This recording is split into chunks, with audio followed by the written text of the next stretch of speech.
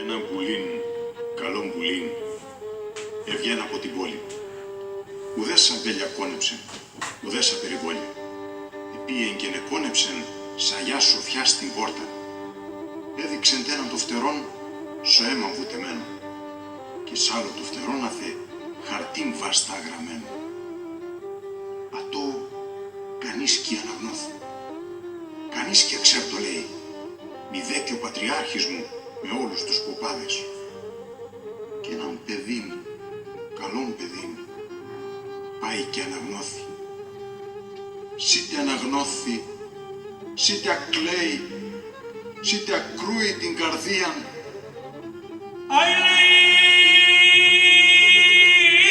Εμάς και εμάς